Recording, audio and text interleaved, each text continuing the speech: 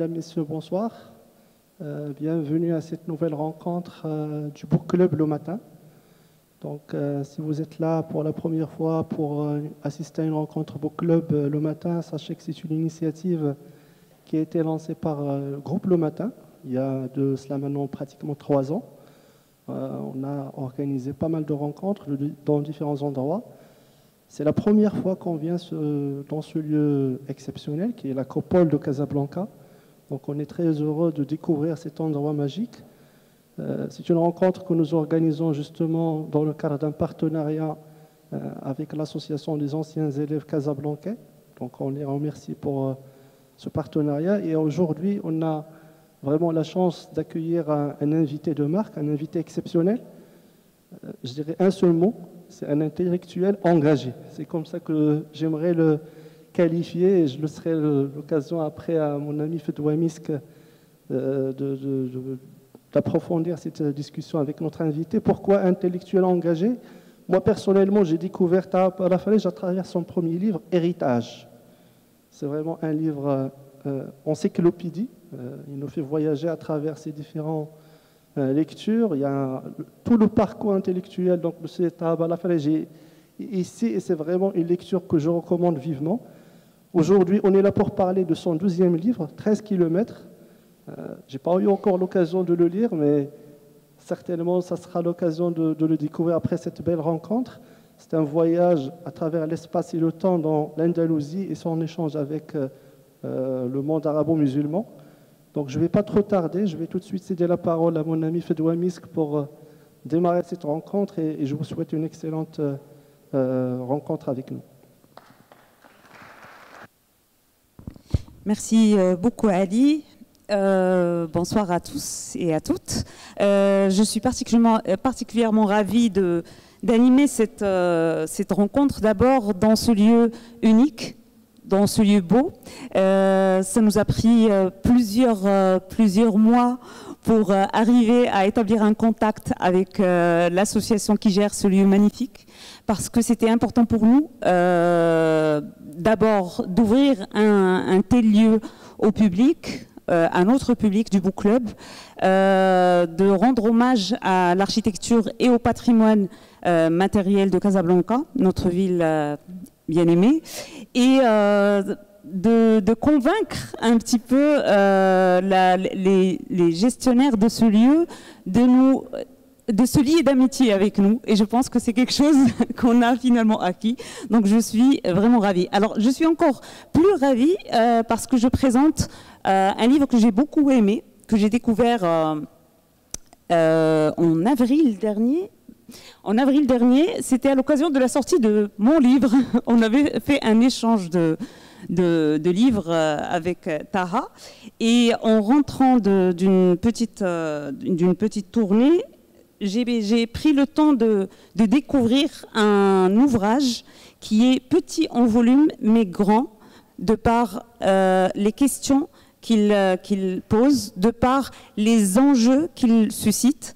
C'est un livre important et pour le Maroc, ça va de soi, mais j'ai l'impression quand même qu'il concerne beaucoup des villes comme la nôtre, et vous allez, comme Casablanca, vous allez comprendre pourquoi. Alors 13 km, si vous avez bien saisi, c'est la distance qui sépare le Maroc et le Maghreb de l'Andalousie.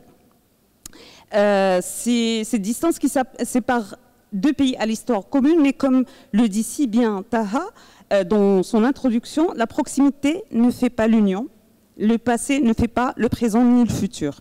Et justement, on a envie de creuser un peu plus et de comprendre comment cette petite distance est accompagnée d'un fossé à la fois économique, culturel et social.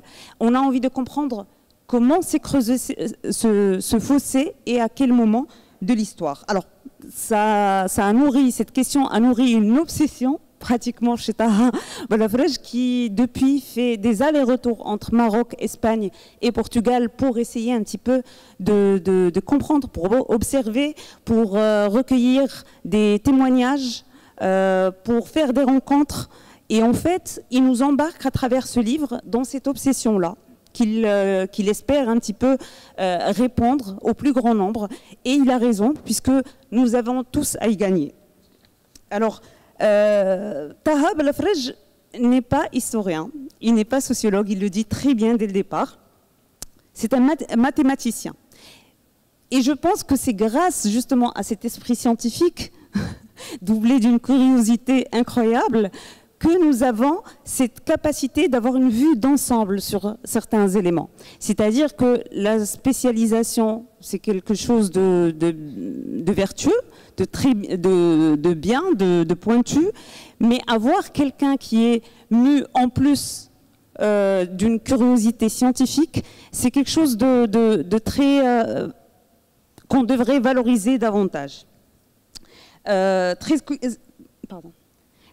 kilomètres est donc le fruit d'observation, le fruit de rencontres, de découvertes qu'il va partager en vrac en espérant convertir la majorité à cette obsession de la connaissance du passé pour mieux appréhender l'avenir. Avant de commencer le livre, j'ai envie de commencer par un petit extrait qui explique un petit peu ce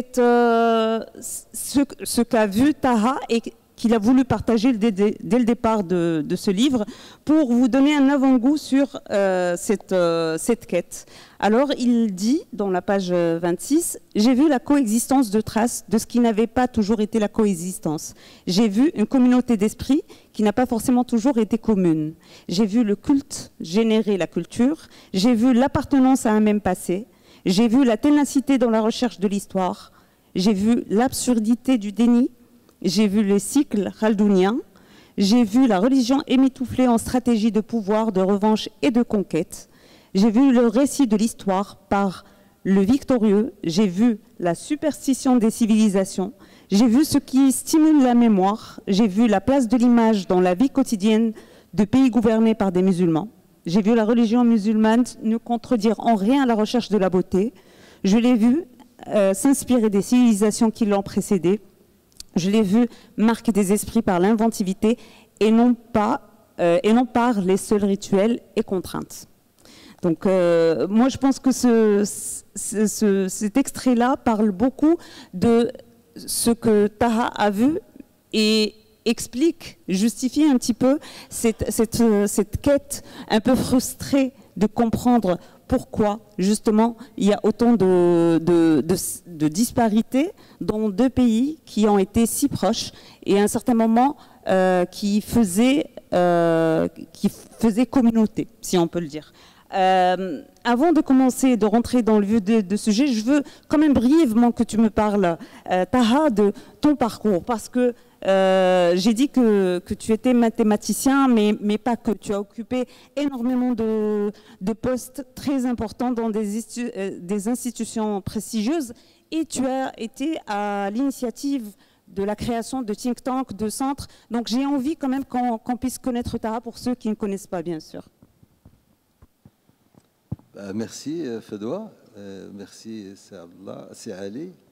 Merci les organisateurs et dans ce beau lieu, effectivement, qui aussi raconte des histoires. Et dans un site aussi magnifique, j'ai pu marcher un peu tout à l'heure et j'ai découvert que les Casablancais ont une chance inouïe d'avoir cet espace, pour le moment bien entretenu et ça permet l'oxygénation des citadins. Et vraiment, c'est une très belle initiative. Je suis comblé. Dans un lieu comme cela, on n'a pas envie de partir, on a envie de rester, de discuter et d'échanger parce qu'on a tellement de choses à se dire. Et je suis aussi content parce que ce livre, pas ce livre, mais le livre rassemble. Et on oublie de le dire. Vraiment, parce que on peut se rassembler, il y a Touria qui est là pour écouter de la musique, on peut se rassembler. Mais le livre, ça devrait avoir sa place dans le lien humain, social. J'ai eu la chance de pouvoir écrire ce livre, mais n'importe qui d'entre vous aurait pu aussi le faire et aussi rassembler d'autres personnes. Et petit à petit, on pourrait tisser tout un réseau d'écrivains et de lecteurs et Et cela modifierait, croyez-moi, énormément notre situation sociale et culturelle et même économique. Donc voilà, ça c'est les deux premières choses que je voulais dire. Je reviens maintenant au livre, à 13 kilomètres. Fedwa a dit a prononcé un mot, obsession. Je crois que nous le sommes tous. Et je rappelle juste deux mots qui nous ont bercés dans notre jeunesse, enfance, adolescence, Al-Firdaus al-Mafqoud. Chacun a entendu cette phrase au moins une fois. Quand on entend la musique andalouse, quand on voit les images de l'Alhambra, il y a chaque fois des choses qui font qu'on a cette frustration, cette envie que le passé revienne. Le Firdaus al-Mafqoud, ça veut dire qu'on aimerait bien le retrouver, ce paradis. Et le paradoxe, c'est que les jeunes qui veulent le retrouver, c'est-à-dire qui traversent ce bras de mer entre deux rives européennes et africaines, ils n'ont pas le Firdaus al-Mafqoud en tête, ils ont leur propre Firdaus qu'ils vont rechercher. C'est un job dans une pizzeria, c'est cueillir des tomates, c'est pas vraiment le Firdaus al-Mafqoud. Et je ne pense pas qu'un clandestin, un jeune clandestin marocain ait eu à Granada envie de visiter l'Alhambra et de s'émerveiller devant les vestiges d'une civilisation passée. Je ne le blâme pas. Mais je dis que c'est juste comment s'approprier une histoire, comment en faire un moteur de développement, d'évolution. J'aime pas trop le mot développement, au moins qu'on évolue, qu'on avance vers l'avant. Et donc ce livre qui était déjà là-dedans, d'ailleurs chacun d'entre nous a un livre à raconter. Je vous assure, faites l'effort, vous allez voir que vous avez des choses à dire. Chacun a des choses à dire.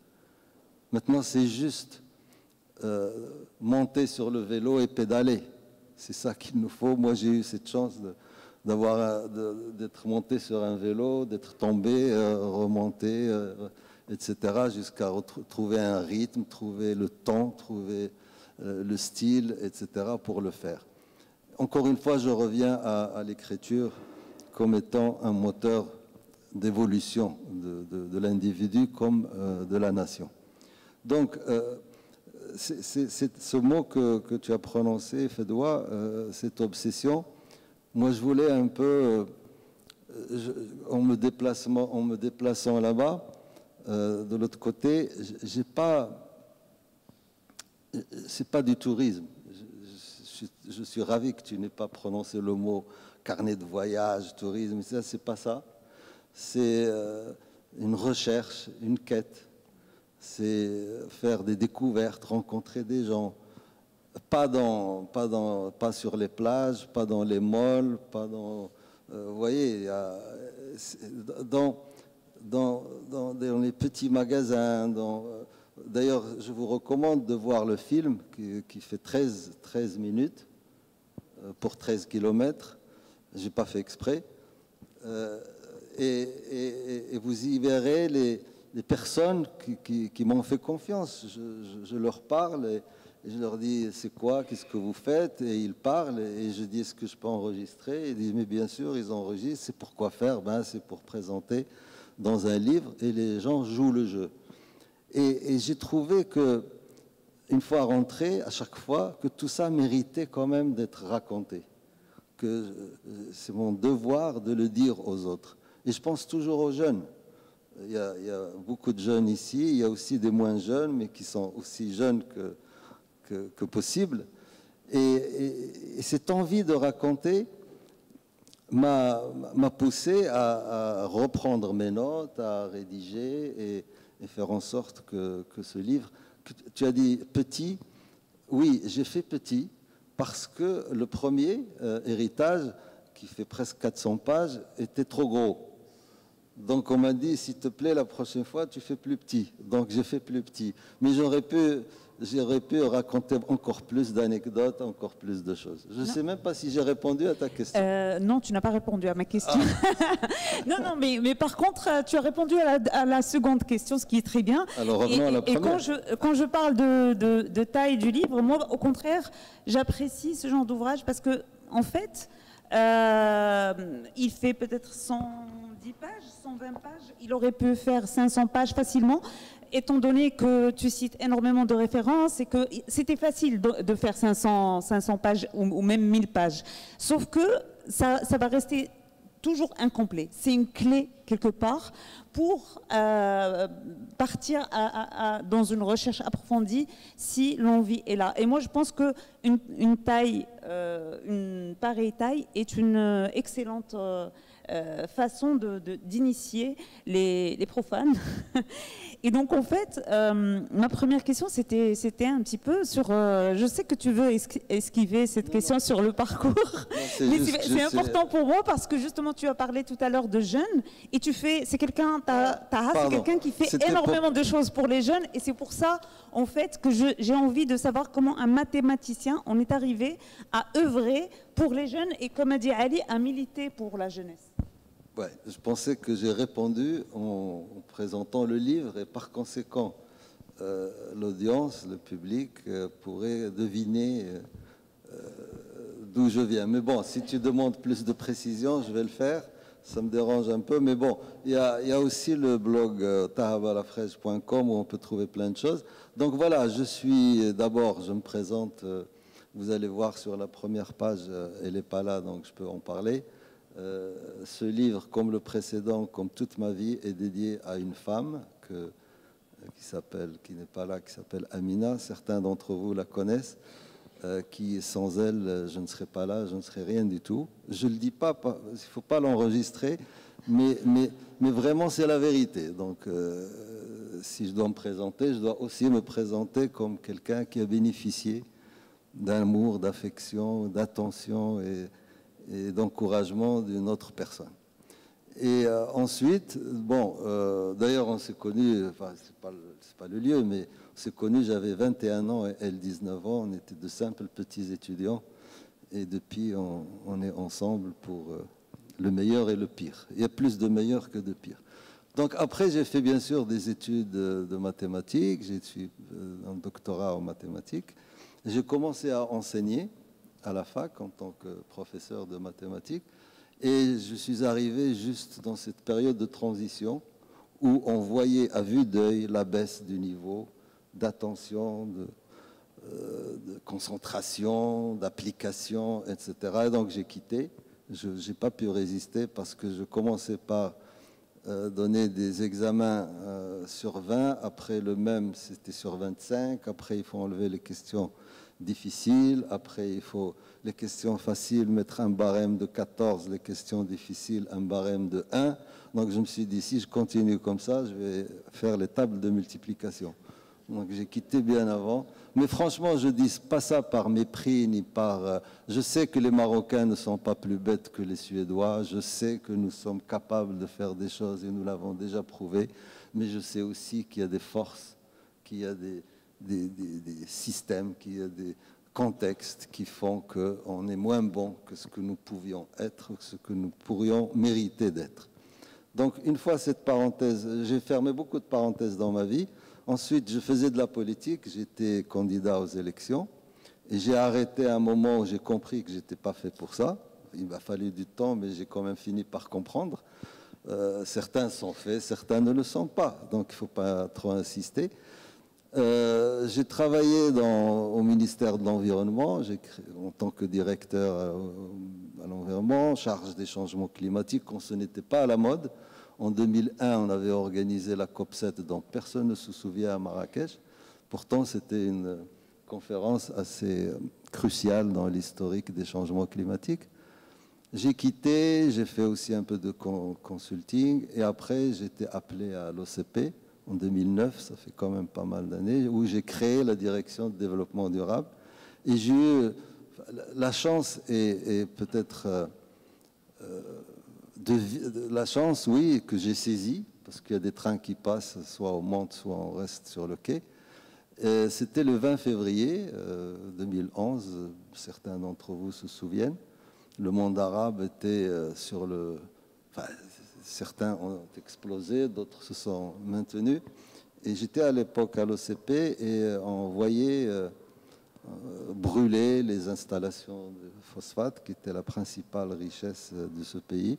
Et on avait monté à l'époque un programme qui s'est appelé... J'insiste sur ça parce que ça va donner la suite.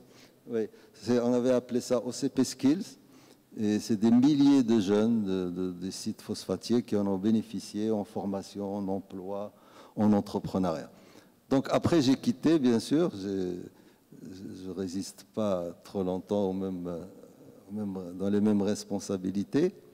Et j'ai créé Connect Institute en 2013-2014. Donc ça fait un peu plus de 10 ans.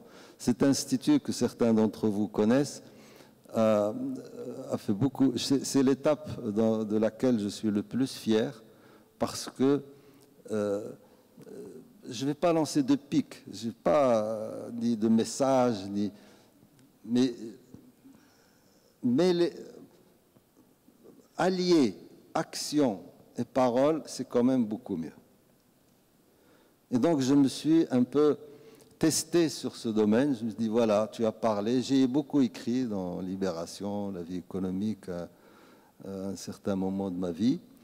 Et on était fiers d'écrire, d'échanger, de protester, de s'indigner, etc. Mais il n'y a pas beaucoup d'action quand même pour essayer d'apporter une réponse à des besoins. Il y en a dans certains domaines, mais sur le fait de empower, c'est le mot anglais qui n'a pas d'équivalent, donner l'autonomie, émanciper la jeunesse, il n'y en avait pas beaucoup. Maintenant, je pense qu'il y en a quelques-unes, mais des initiatives, il n'y en avait pas. Les jeunes, les étudiants en particulier, étaient laissés dans des institutions auxquelles ils ne croyaient pas. Je m'excuse auprès des professeurs qui sont ici, mais il y a bien sûr des exceptions, il y a bien sûr des choses qui marchent, mais en général, la faculté aujourd'hui n'est pas le lieu d'épanouissement de l'enfant, du jeune ou du bachelier. Donc, j'ai créé cet espace pour que des jeunes viennent et apprennent des compétences fondamentales qui ne leur sont pas enseignées à la faculté, ni même dans la société, ni même, ce qui est pire, en famille. Je suis désolé si je froisse quelques esprits, mais c'est la réalité. On passe des tests, on voit, on s'en aperçoit très rapidement. Et donc, c'était quoi? C'était des choses très simples. Il ne faut pas se compliquer la vie quand on peut faire simple. C'était la lecture, le débat, la communication, des sorties, des rencontres avec des personnes. Voilà. Et ça a donné des résultats formidables. Je pense que les gens peuvent témoigner. Vous pouvez aussi aller sur le site web, ça s'appelle connectinstitute.ma. Nous avons reçu toutes les personnes qui comptent dans ce pays. J'en vois un, c'est Abdallah Al-Fili, je vois Touré Hadraoui et d'autres qui sont venus nous honorer de leur input, mais aussi d'aider à porter cette mission. Et donc ça a donné de très bons résultats. Plus de 1000 jeunes, on m'a dit, il y en a une ou deux ici qui sont de Khriouga, bonjour. Ils sont partout, j'étais à Paris, il y en avait 4. Tous ces lauréats de Connect Institute qui se sont envolés, qui ont rompu avec cette destinée qui leur aurait été tracée par d'autres et qui ont pris les rênes de leur destinée et qui sont presque tous, je reçois des mails, je reçois des messages, sont presque tous contents d'avoir pris ce virage, cette bifurcation pour passer quelques mois à Connect Institute et en ressortir renforcé. Le pouvoir du livre, de la lecture, du débat est extraordinaire. Je sais que si vous êtes là, c'est que vous en êtes déjà convaincu. mais il faut convaincre ceux qui ne sont pas là. Mais essayons nous-mêmes déjà de mettre le point sur le i jusqu'à ce que le trou, jusqu'à ce que le stylo s'enfonce dans le papier. La lecture, le livre, ce sont les piliers de toute évolution. Sinon, il n'y aurait pas eu de Coran, il n'y aurait pas eu de Bible, il n'y aurait rien s'il n'y avait pas le texte écrit, qu'on lit, qu'on répète, qu'on discute, qu'on suit. Ceux qui disent le contraire, ceux qui veulent que l'intelligence artificielle fasse le boulot à notre place, se trompent. L'intelligence artificielle, dans l'état où nous sommes, elle va nous enfoncer. J'arrête la discussion, on va revenir à 13 km, mais si vous avez des questions. Merci Fedwa de m'avoir supporté dans...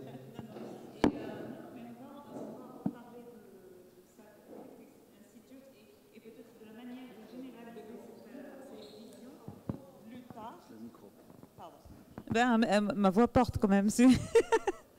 Alors, on va en parler plus tard, mais pour revenir au livre, tu l'as dit tout à l'heure, ce n'est pas un guide touristique. Par contre, carnet de voyage, ça pourrait l'être. Pourquoi? Parce qu'un carnet de voyage n'est pas censé faire le tri des lieux touristiques et tout ça. C'est un partage d'expérience et c'est exactement ce qu'on a eu aujourd'hui. Dans ce livre, c'est une balade, une déambulation, une errance, si on peut le dire, dans des lieux en dehors des sentiers battus. Est-ce que partir à la découverte de cet héritage andalou, musulman, en dehors des sentiers battus, a apporté quelque chose de différent de ce que tu connaissais déjà, de ce qu'on a appris à l'école, de ce qu'on nous répète souvent et de ce qu'on trouve dans les lieux touristiques comme l'Alhambra et Séville et beaucoup d'autres lieux? Entre parenthèses, je ne parle pas de l'Alhambra ici, pas un mot. Effectivement. Ni de la Mesquita de Cordoba. C'est pour ça que justement, alors tu passais vraiment à côté de tous ces lieux de... Voilà, alors là je suis un peu... Je suis sous le regard d'un examinateur notoire qui c'est Abdallah Al-Fili, archéologue pour ceux qui ne le connaissent pas, qui nous fait le plaisir. Ça ne te dérange pas que je te présente? Bon. Tout ce que je vais dire, je vais le dire en tremblant parce que de peur de me tromper. Mais si jamais je me trompe, tu me corrigeras. Bien. Alors, il y a, je n'esquive pas, il y a pas loin d'Agadir un site qui s'appelle Igiliz. Est-ce que quelqu'un d'entre vous en a déjà entendu parler? Tu lèves pas la main, c'est Abdallah. 1, 2, 3, 4. À chaque fois que je fais des rencontres de ce type, c'est 0,01%, 5% de personnes. Et pourtant, Igiliz, maintenant il y a la route qui mène jusqu'à la porte, grâce à ce monsieur. Igiliz, c'est le lieu de naissance et de départ de la civilisation almohade. C'est le lieu de naissance de Mehdi ibn Toumart, qui est l'idéologue de tout ça, tout ce qu'on voit. S'il y a eu des armées, s'il y a eu des urbanistes, des architectes qui ont conduit à cette magnificence almohade, c'est parce que déjà il y a Al-Aql al-Mudabbir. C'est le Mehdi ibn Toumart qui a voyagé de son village natal à Igiliz, perché sur la montagne au-dessus de Teroudant, à 1700 mètres d'altitude. Voilà, il y a un signe approbateur, donc je ne me suis pas trompé. Eh bien, ce village qui a été découvert donc récemment, maintenant ouvert au public, son urbanisme, l'architecture des maisons, elle ressemble, on dirait des photocopies, les plans, le dessin, tout, à un autre site qui se trouve à quelques kilomètres de Murcia, dans le sud d'Espagne, et qui s'appelle Medina Siassa, le même. Au Portugal, un peu plus loin vers l'ouest, un autre site qui s'appelle Mertola, aussi abrite un village de la même architecture, même urbanisation. Donc, voilà, ça c'est au-delà du zlige et tout ce qui est venu après. Mais c'est comme qui dirait aujourd'hui les gratte-ciel qui sont à Manhattan et qu'on copie à Casablanca ou à Rabat ou ailleurs. Ça veut dire que c'est le départ d'une civilisation qui se répand, qui se partage et qui crée l'occasion de convoyer le message, les rituels, la vie, puisqu'à chaque fois il y a une mosquée, il y a le four, il y a tout ce que nécessite une vie de l'époque. Et donc, ce monsieur, Mehdi ibn Tumart, donc, qui est le fondateur de la dynastie Al-Muhad, lui, il n'était pas dans la politique. C'est un idéologue. C'est son bras droit, qui s'appelait Abdelmoum ibn Ali, c'est lui qui l'exécutant de toute cette théorie de diffusion de l'islam par les actions que nous allons découvrir par la suite dans l'histoire. Donc j'ai trouvé ça extraordinaire. Si on veut remonter à la source des choses, on ne va pas à l'Alhambra, on va un peu plus loin. Et quand on va un peu plus loin, on voit les choses. On voit qu'il y a un esprit, il y a une trace, il y a une marque indélébile qui est là. Et dont maintenant les Espagnols et les Portugais sont très fiers, puisqu'ils présentent ça dans les musées, ils présentent ça pour les élèves qui vont visiter, etc. Donc, et après, bon, on ne va pas faire l'histoire ici, puisque tu as bien dit que je n'étais pas historien, mais... Tu le dis toi-même. Oui, mais je le répète, on voit bien le cheminement d'Église à Tinmel, qui malheureusement a été touché par le dernier tremblement de terre, de Tinmel à la Koutoubia, de la Koutoubia à Hassan, de Hassan à la Khirallah, et on arrive en Andalousie. Andalousie, c'est Espagne et Portugal. Ce n'est pas seulement l'Espagne. Aujourd'hui, c'est l'Espagne, mais ça comportait aussi une partie du sud du Portugal. Et bien là, il n'y a pas que la Khirallah ou 2 ou 3 petites mosquées. Il y en a une centaine de minarets al-Muhad. On les reconnaît par leur décoration, leur architecture et tout ça. Il y a aussi des maisons, des sépultures, des... Oui. Oui. Il y a tout en fait, il n'y a pas que les lieux de tourisme de masse. De culte. Et justement, qu'est-ce que ça apporte de plus et de différent que d'aller sur ces lieux-là, de découvrir des histoires, de découvrir la petite histoire dans la grande histoire en fait? Alors oui, ça c'est très important, parce que oui, pourquoi tout ça? Eh bien parce que personnellement, et j'aimerais bien qu'on soit nombreux, je ne crois pas qu'on puisse aimer quelqu'un si on ne le connaît pas. Eh bien, un pays, c'est pareil. On n'aime pas le pays qu'on ne connaît pas. Sauf si on est séduit par les séries, tout ça. On aime Las Vegas, on aime tout ça. Mais quand tu habites dans un pays que tu ne connais pas, tu es né dans un pays que tu ne connais pas et tu entends tout le temps la même chanson, c'est nul, regarde, les autres c'est mieux, etc., tu finis par vouloir quitter à la moindre occasion. Mais pour aimer, il faut connaître.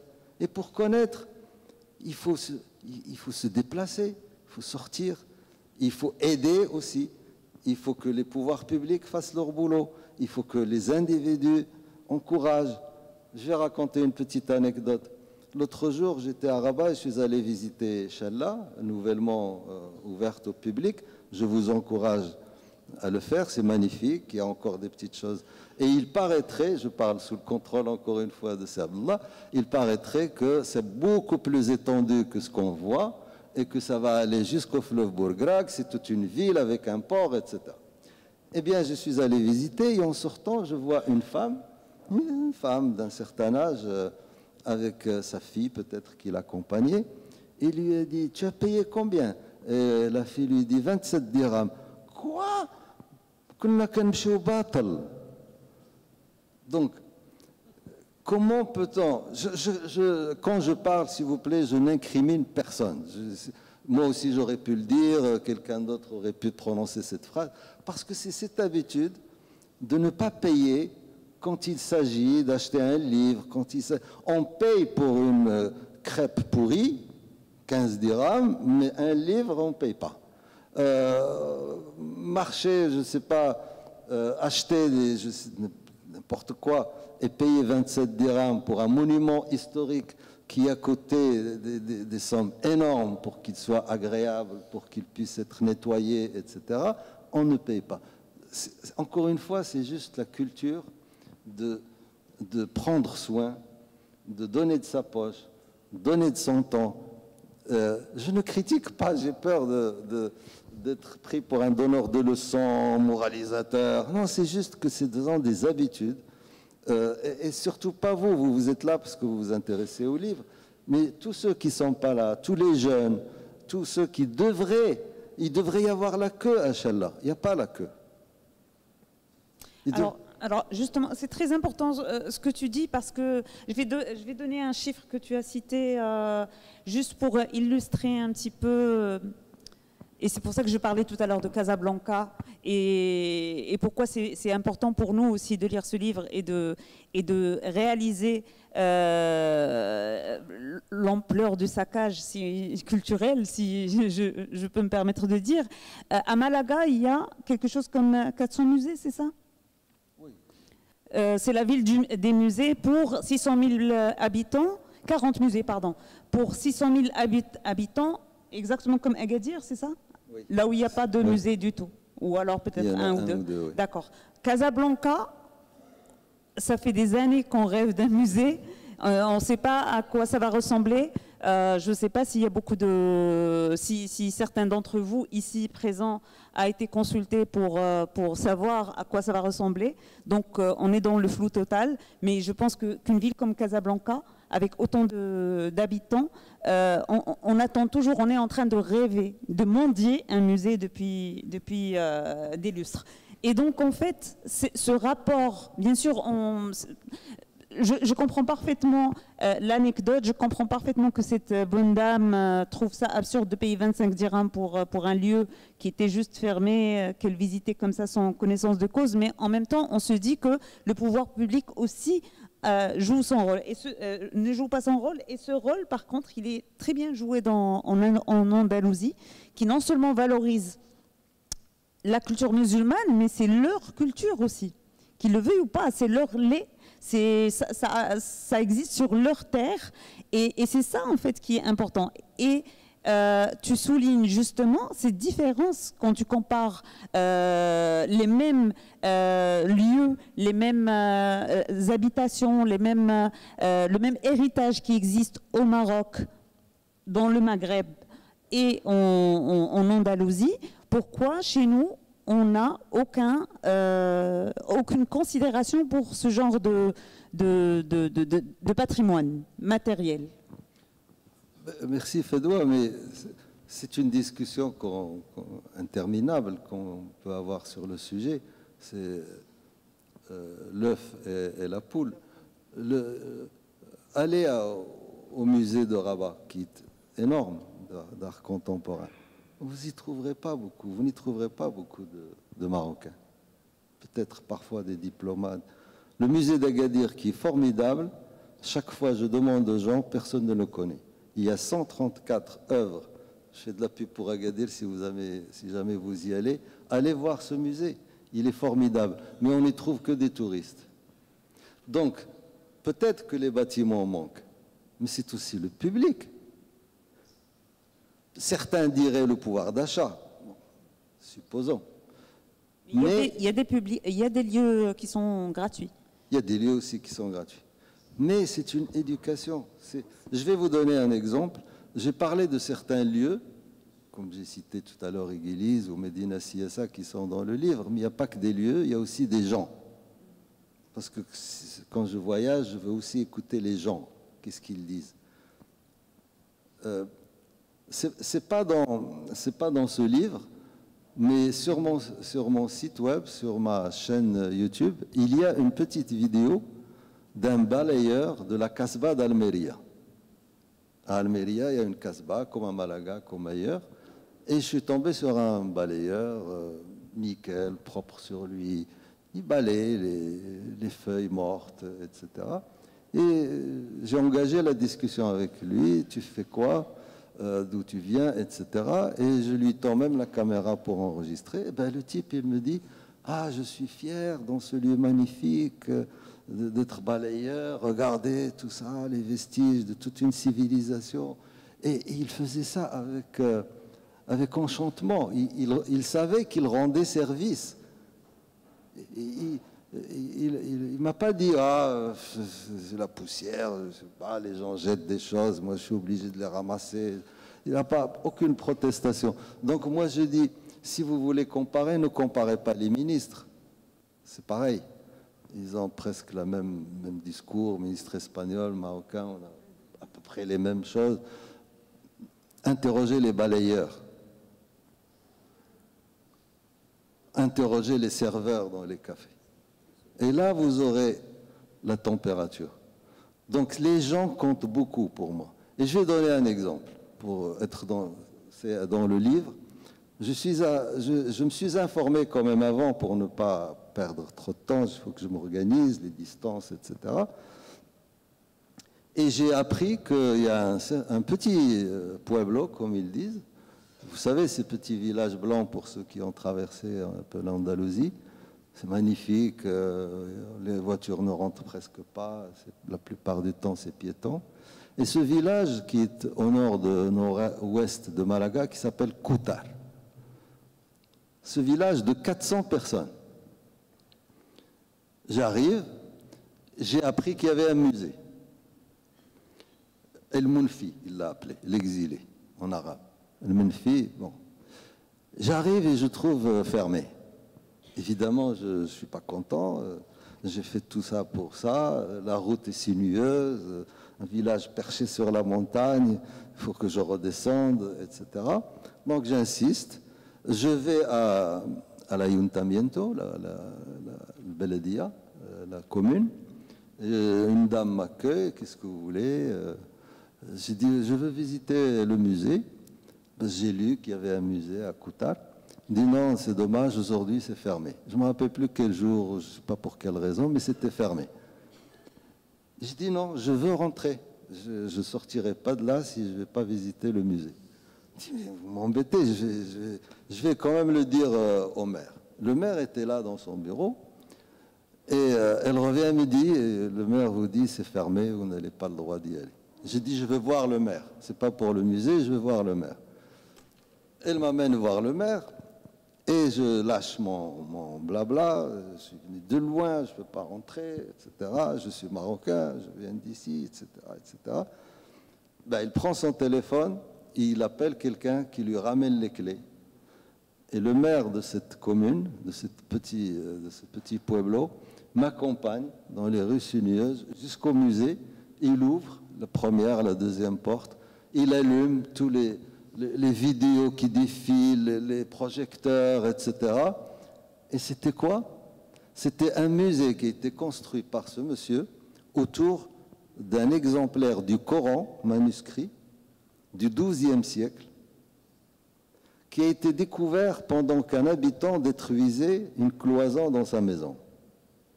Donc c'est quelqu'un qui était là-bas, 12 siècles déjà, qui a caché peut-être son Coran dans ce mur et qui était resté là-bas, bien protégé, parce que ni poussière ni rien ne l'a abîmé. Et le monsieur en a fait tout un musée. Ce Coran a été, comment on dit, photocopié, ou je ne sais pas comment on dit, et a été remis à M. Azoulay, le conseiller de Sa Majesté.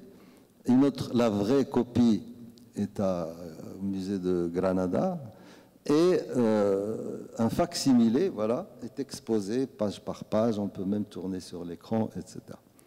Et ce monsieur, Francisco il s'appelle, le maire, est devenu mon ami. D'ailleurs, j'ai la vidéo, vous pouvez la voir. Il parle de Taha comme son ami, parce qu'on a discuté, il m'a exposé sa théorie. Il m'a dit, mon village se meurt, il n'y a plus que les vieux, les jeunes partent. Quand j'ai trouvé ça, quand on a trouvé ça, je me suis dit, c'est peut-être l'occasion de revivifier mon village. Et c'était à 2 mois avant les élections communales. Et il avait peur de ne pas être réélu pour poursuivre sa tâche de faire connaître son village à travers ce livre. C'est quelqu'un de droite. Et quelqu'un de droite, tu m'avais fait la remarque, du PP.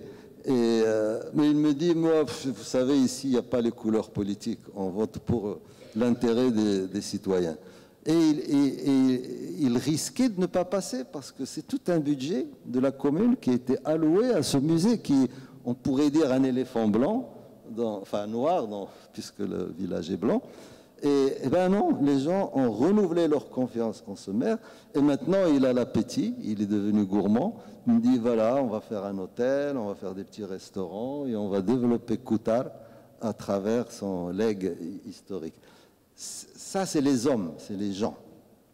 C'est pas une directive d'un ministère, ce n'est pas une grève de je ne sais qui a forcé ce maire à prendre ce tournant et à éduquer, entre guillemets, historiquement la population qui vote pour lui. Voilà, donc il y a plein d'exemples. Non, mais je conçois parfaitement parce que il n'y avait pas que Francisco, il y a... Le livre, en fait, est truffé de rencontres qui sont un peu marrantes parce qu'à chaque fois, on a toujours le Taha qui insiste, qui demande d'abord un service. Ça commence d'abord par un conseil, après on demande un service et après on saisit l'opportunité, on insiste. Et en fait, c'est comment dire, ça donne envie en fait d'insister parce que finalement, tu n'as eu que de belles surprises, que de belles rencontres à chaque fois qui se terminaient en embrassade et tout ça. Donc ça encourage un petit peu à ne pas garder cette barrière qu'on a à approcher l'autre. Et je pense que pour quelqu'un qui explore à travers le voyage, c'est une qualité importante. Alors, tu as parlé de cette rencontre avec Francisco, mais il y a eu beaucoup d'autres personnes, des serveurs de café, des tenanciers de casino. Et en fait, je suis d'accord que ce sont des gens lambda, qui n'ont aucun peut-être pouvoir politique, mais qui ont leur propre éducation, sauf que c'est une éducation qui découle quand même d'une volonté politique plus ancienne, celle premièrement de préserver un patrimoine, celle de le montrer aussi, parce que nous aussi on a un patrimoine, mais tu as soit un patrimoine qui est bien gardé dans des archives, des archives publiques scellées, soit des lieux qui sont fermés et qu'on n'ouvre pas au grand public. Donc en fait, il y a une action politique qui est nécessaire, je pense. Bien sûr, à côté d'une éducation des jeunes et des moins jeunes à travers les rencontres, à travers la lecture. Mais il y a aussi un travail à faire en amont au niveau de la sphère politique, moi je pense. Maintenant, est-ce que la sphère politique est sensible à ce discours pour quelqu'un qui a déjà fait de la politique? Oui, moi je pense que, je vais peut-être aller à contre-courant, mais on a les politiques qu'on mérite. Je vais prendre des pincettes pour dire ça, parce que c'est très sensible, mais certains peut-être m'ont déjà compris. Et encore une fois, c'est la poule et l'œuf. Si avec tous les moyens qu'on a aujourd'hui, nous nous prenions en charge, nous diffusions autour de nous, nous partagions nos enfants, nos voisins, comme font d'autres, hein, ceux qui prônent, qui prêchent pour le repli, le radicalisme, etc. Ils utilisent cette méthode.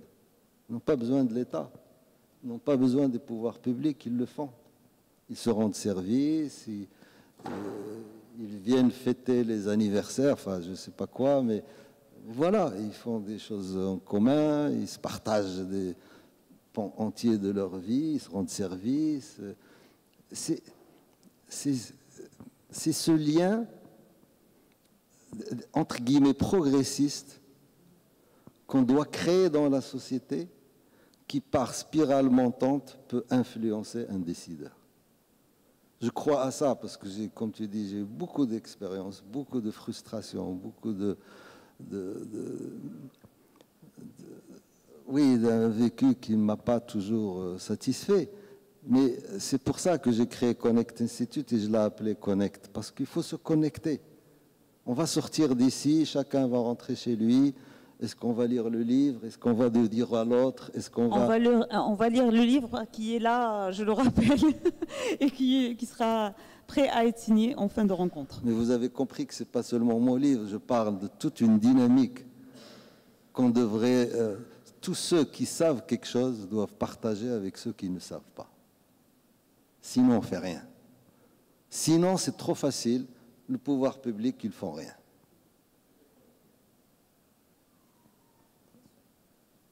Voilà, et l'école, elle fait partie de toute façon. Même l'école, aujourd'hui, je m'excuse encore une fois, mais on est tous dans le désir et la volonté de nous mettre à l'abri.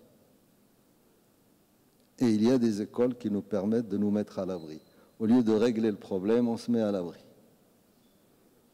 C'est-à-dire les missions étrangères, c'est-à-dire le privé, l'argent, etc. Et ça crée, moi je dis ici, solennellement, que le gap éducatif est beaucoup plus grave que le gap économique et social. Edmouni. J'arrive pas à comprendre qu'on ne puisse pas saisir que si on veut réduire le gap économique et social, il faut qu'on réduise le fossé éducatif. Comment voulez-vous marcher ensemble dans une même direction avec des écoles à 5 000 dirhams le mois, à 30 à 20 élèves, et des écoles à 0 dirhams le mois, à 2 heures par jour, à 50 élèves par classe? Quelle société on construit? Mais ça, il faut que chacun prenne conscience que nous sommes, en faisant cela, nous-mêmes, en train d'élargir ce fossé, de le creuser. Donc il y a la tempête, mettons-nous à l'abri. Mais la tempête, vous voyez bien ce qui se passe quand la tempête se déchaîne. Je ne le souhaite pas, bien entendu, mais j'aimerais bien qu'il y ait un élan progressiste qui contrecarre. Progressiste, ce n'est pas dans le sens politique. Il y a pas mal de gens qui portent ce vocable, mais ce n'est pas ça. Progressiste, c'est croire dans notre capacité à progresser. Je ne suis pas hamar, je ne suis pas bête. Je peux moi aussi progresser. Ce qu'ont acquis les autres, moi aussi je peux l'acquérir. Pourquoi est-ce qu'on se bat pour avoir des Nike aux pieds et des t-shirts Adidas, et on ne se bat pas pour avoir un prix Nobel, on ne se bat pas pour avoir des livres qui se vendent à 30 000, 40 000, 50 000 exemplaires? Si Ali, il a enclenché une discussion, aujourd'hui, quelles sont les ventes des livres? Et ne me dites pas le PDF et l'électronique et tout ça.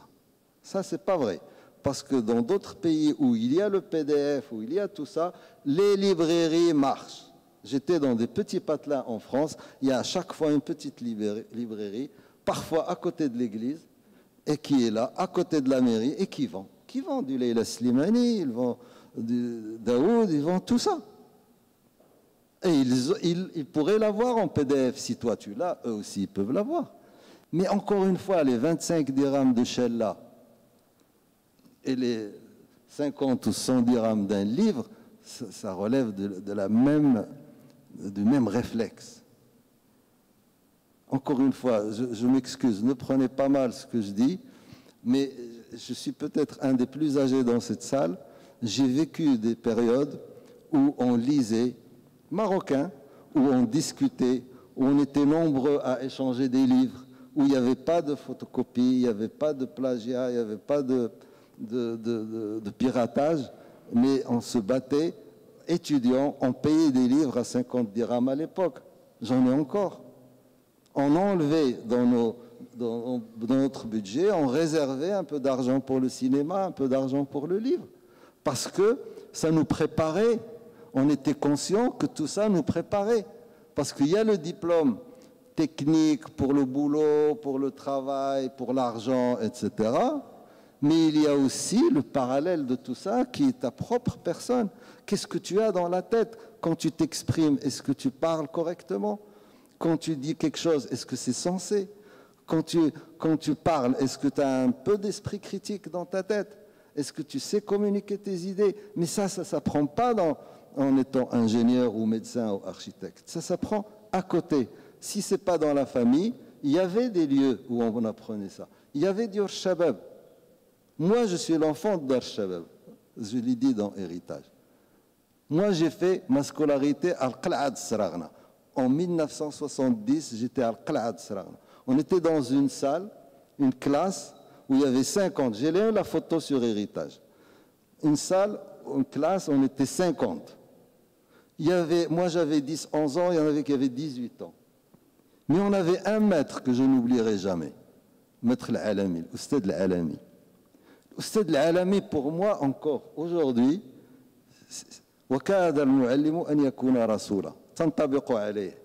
c'était presque un prophète. Il venait à vélo. Il avait un costume, une petite cravate fine, je ne sais pas si vous voyez la chemise blanche. Il avait les trucs là, les pincettes pour les pantalons, pour que ça ne l'empêche pas de pédaler correctement. Et dès qu'on le voyait venir, c'était le Messie. C'était le transporteur de tout un savoir. Nous étions bouche bée pour boire un peu de tout ce savoir qu'il allait nous communiquer. Et ben ça aussi, ça c'est un maître, mais il y en avait plusieurs. Je suis sûr que si on fait le tour, chacun trouvera dans ses souvenirs un maître qui l'a impressionné, qui a laissé des traces de sérieux, d'application chez lui, qu'il continue à appliquer dans sa vie. Tout ça, c'est perdu. Mais je ne dis pas ça en désespérant, je ne dis pas ça en étant Saoudaouia et tout ça. Je ne suis pas nourri de cette source. Je veux de l'espoir. Je veux qu'on, dans cette salle, on garde de l'espoir. Mais il faut juste qu'on se bouge. Il faut juste qu'on fasse plus que ce qu'on fait, que constater, que dénigrer, que critiquer, s'indigner, protester, c'est très bien. Sinon, on n'est pas des êtres humains. Si on est soumis à une réalité qu'on n'aime pas, on n'est pas des êtres humains. Mais on passe à un niveau supérieur. On communique, on montre qu'il y a quelque chose et on ne reste pas dont il n'y a pas. On va dans il y a. Il y a ça, il y a ça, il y a ça. À ce moment-là, peut-être, la machine pourra tourner dans le bon sens. Alors, je suis désolé. Merci beaucoup pour cette lancée. Je vais lire un petit paragraphe, justement pour exprimer cette, je dirais pas colère, mais cette frustration. Ce qui me tourmente, me vexe, me contrarie, n'a rien à voir avec ma situation personnelle. Ce qui me révolte, c'est de ne pas pouvoir comprendre d'où vient ce dépassement, ce fossé, ces différences de niveau de conscience et de qualité de vie entre les deux rives de la Méditerranée et surtout entre le vécu des populations de chacune des deux rives, malgré la proximité, les ressemblances, le passé commun. Alors, on est en 2025 et en 2030, on a une sorte je dirais de date butoir, d'épée de Damoclès, je ne sais pas comment l'appeler, mais c'est quand même une date qui nous remplit à la fois de frayeur et d'espoir. On voit un petit peu partout nos villes se métamorphoser très rapidement pour justement accueillir le monde. Taha, qu'est-ce que tu voudrais pour 2030 justement? D'ici 2030, quel est le chantier prioritaire qu'on doit attaquer? Bien sûr, on a parlé d'éducation, mais est-ce qu'il y a autre chose? J'en parle, puisqu'en finissant le livre, la décision a été prise d'attribuer l'organisation à ces 3 pays. Et j'ai dit, si on met 1000 dirhams pour quelque chose en relation avec l'infrastructure, mettons 5 dirhams pour encourager les jeunes à s'émanciper et à développer leur instinct intellectuel, etc. C'est rien du tout. 5 dirhams pour 1000 dirhams. C'est pas beaucoup. Et dans chaque ville, il y en a 8, dans chaque ville, sélectionnant, allez, 400 jeunes, par exemple, sur des critères, et faisons-les travailler sur la créativité, sur de la poésie, de la peinture, des vidéos, etc. Dans des lieux qui existent déjà, on n'a pas besoin de les construire. Et le jour J, tous ces jeunes pourront montrer tout ce qu'ils ont fait. Vous allez voir que ça peut créer boule de neige. Non, ce n'est pas les idées qui manquent, c'est juste de faire confiance. Si je sélectionne ces jeunes pour faire tel et tel travail, je dois aussi leur faire confiance et faire confiance à leur capacité à faire les choses correctement. Et je suis sûr qu'il y a des bénévoles, des artistes, des architectes, des gens bien placés, bien instruits et qui aiment ce pays eux aussi, peuvent encadrer ces jeunes, peuvent leur apporter un peu des cinéastes, des écrivains qui peuvent prendre chacun 10, 15, 20 jeunes avec des séances sur 5 ans. On peut arriver, des jeunes qui ont 20 ans aujourd'hui, ils auront 25 ans en 2030, ils peuvent montrer des choses merveilleuses d'ici là. Et on aurait gagné, parce qu'il y a de l'argent qui va aller pour l'organisation de cette grande manifestation. Essayons d'en garder un petit peu pour qu'il y ait cette dynamique qui va laisser des traces par la suite. J'ai oublié de compléter une phrase tout à l'heure. C'est peut-être l'âge, mais j'aimerais rattraper si tu permets. Quand j'ai dit on n'aime pas ce qu'on ne connaît pas, moi, j'ai fait des maths pour ceux qui en ont fait. P implique Q, non Q implique non P. Je suis vieux, donc je suis beau. Je ne suis pas beau, donc je ne suis pas vieux. C'est le contraire. Mais ces jeunes, quand on les a amenés à Église, parce qu'on a organisé plusieurs fois des visites à Église, ils reviennent transformés. Quand on leur fait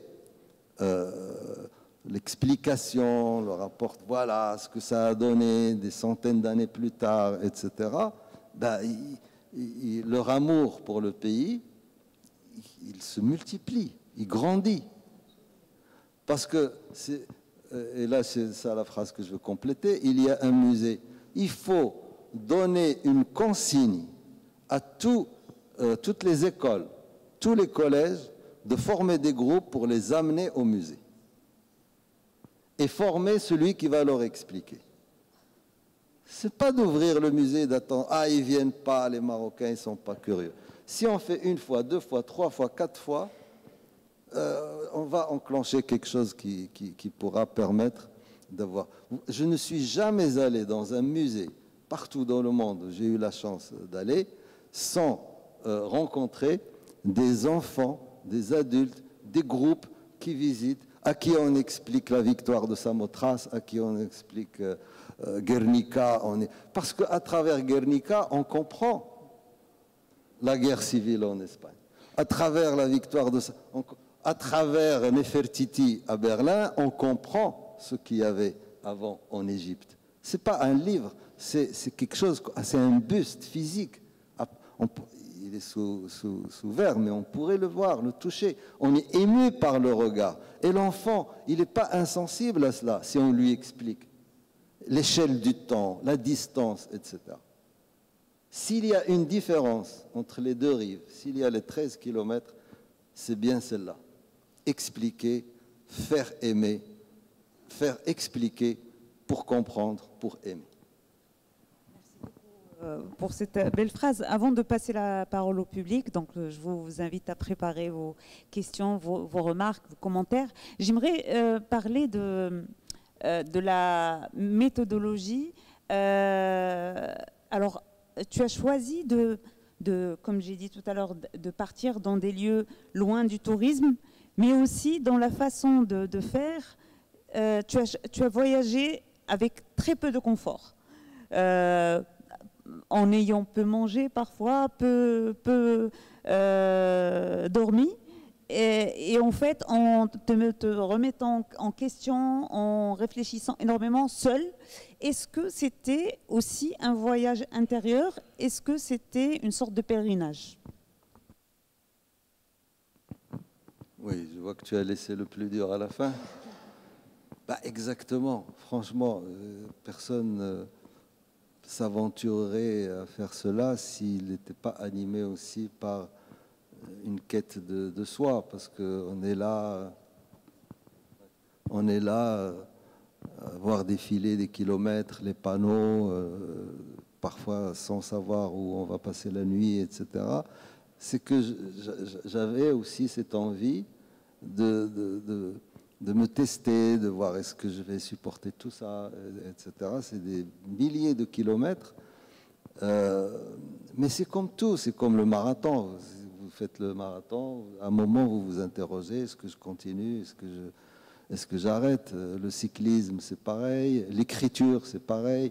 Parfois on écrit, on se trouve complètement sans idée, sans aucune perspective. Est-ce qu'il faut arrêter ou persévérer? La vie est ainsi. Et quand on persévère, Inna Allah yuhibbul abd al-milha. C'est-à-dire il faut aller au-delà, voilà, pousser un peu les limites, ne pas avoir peur de l'échec parce qu'on ne fait rien. Ah, si je vais là-bas, ça va être fermé, c'est pas la peine, etc. Il faut y aller, et si c'est fermé, il faut essayer de trouver une solution. C'est l'apprentissage que j'ai eu l'occasion et la chance de faire dans ma vie, et je l'applique à chaque fois. Et je voudrais aussi, les jeunes à qui je m'adresse souvent dans nos centres, c'est aussi d'être cette persévérance qui manque. Parce que aujourd'hui, avec les smartphones, avec toutes ces applications qu'on a en poche, on a détruit deux choses.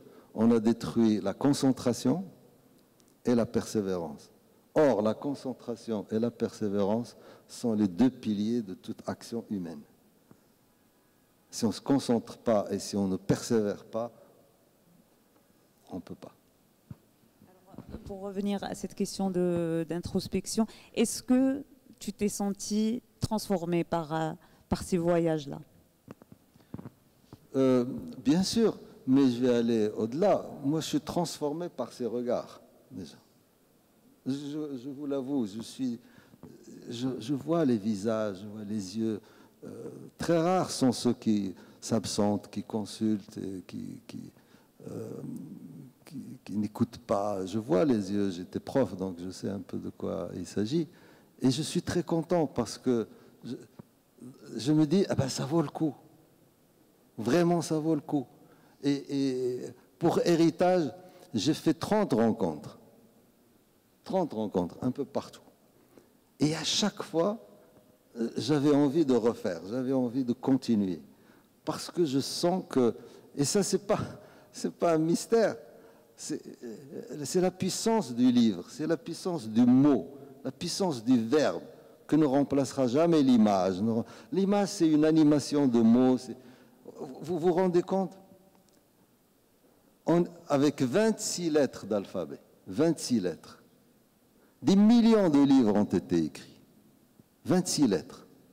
La musique, c'est 7 notes, n'est-ce pas? Et regardez tout ce qu'on a fait Mozart, tout ce qu'on a fait Cheikh Belid, tout ce qu'on a fait Kulthum, etc. C'est-à-dire que avec un minimum, on peut faire des choses merveilleuses. Le seul problème, c'est est-ce que je vais oser le faire? Est-ce que je suis capable de le faire? Ben oui, il faut le tenter. Maintenant, je vais aussi rejoindre cette demande formulée par Book Club et en la personne. C'est la lecture. Il ne faut pas se tromper. On n'écrit pas quand on ne lit pas. D'où viendront les idées? D'où cet imaginaire? Comment on va le cultiver? Comment on va le développer? Si on n'est pas plongé dans l'imaginaire de Milan Kundera, le tchèque, de Garcia Marquez, le colombien, de Quichotte, l'espagnol, etc. Donc on se nourrit de tout ça. Et après, tout ça se travaille. Je donne toujours un exemple une métaphore aux jeunes de Connect. J'ai dit, mais la lecture, c'est comme la nourriture. C'est exactement ça, Victor Hugo l'avait dit.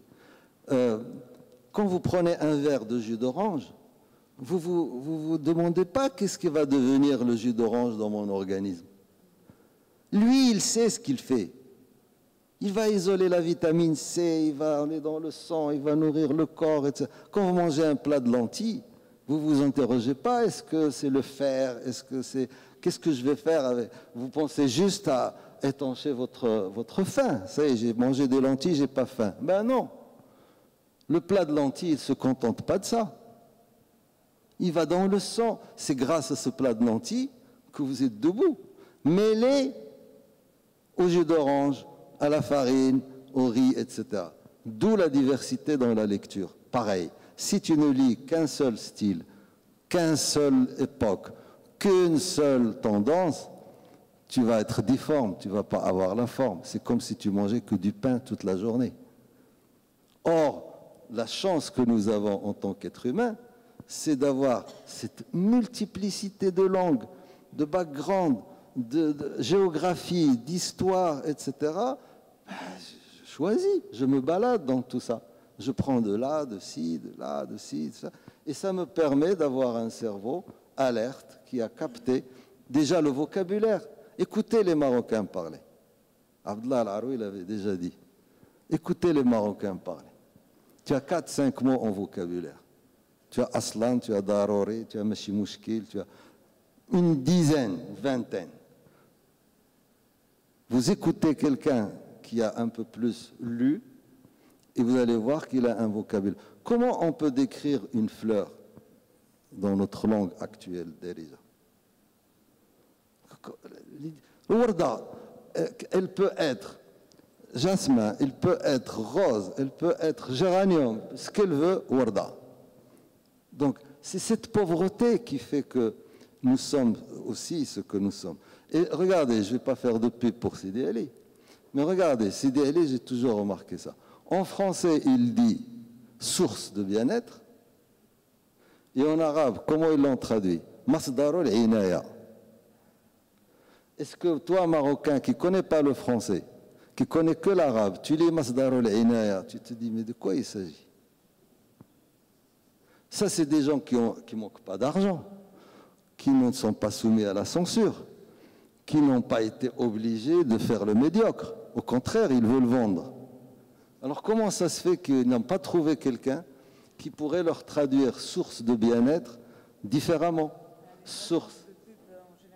C'est des Français. Des francophones. Merci beaucoup, Taha, pour... Alors, c'est pas encore fini parce que nous avons des jeunes demoiselles qui veulent bien vous tendre le micro si vous voulez prendre la parole. Alors, n'hésitez pas à poser une question. Alors, il y a le monsieur ici, le monsieur là, et un troisième, et on aimerait bien des dames par la suite. D'accord. Bah, elles hésitent.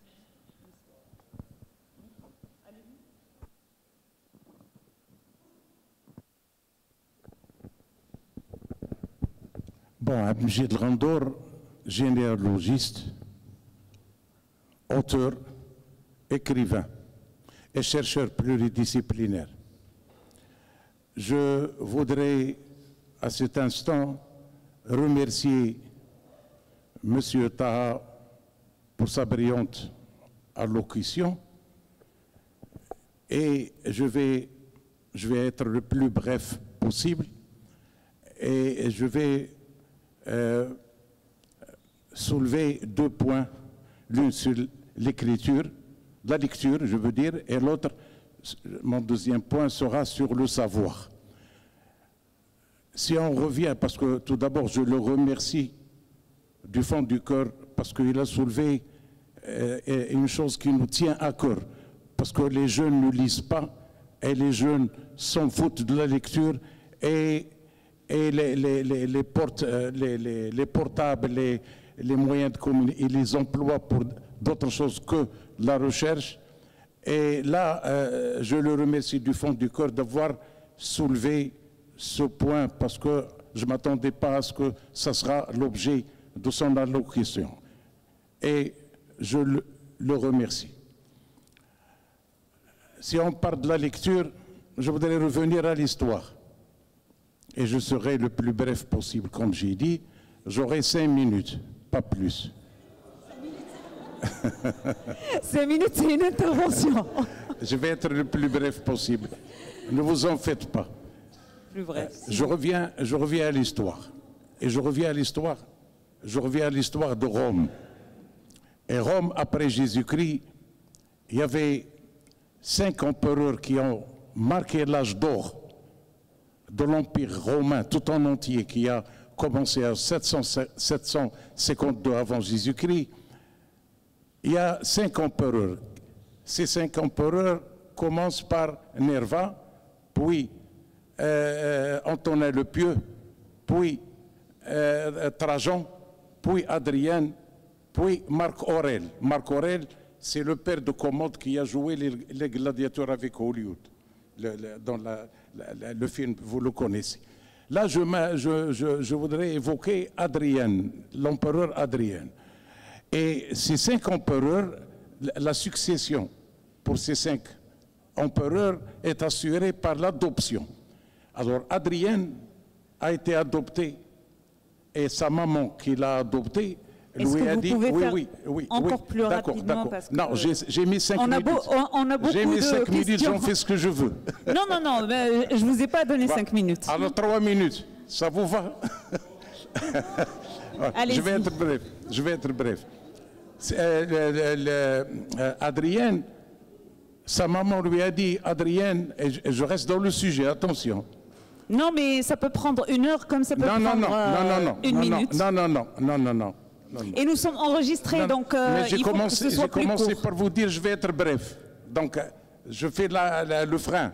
Ok, allez-y. Alors, ce qui fait, sa maman lui a dit, Adrien, vous allez me construire une bibliothèque au Forum. Le Forum, c'est le centre de Rome. Il a construit la bibliothèque. Il est venu la chercher après 1 année et demie. Il lui a dit, voilà maman, la bibliothèque est prête, venez la voir. Elle est venue sur un char, elle est venue voir la bibliothèque qu'elle a commandée. Elle lui a dit, maman, il y a une chose que je ne peux pas la nommer. Quel nom voulez-vous que je puisse donner à cette œuvre?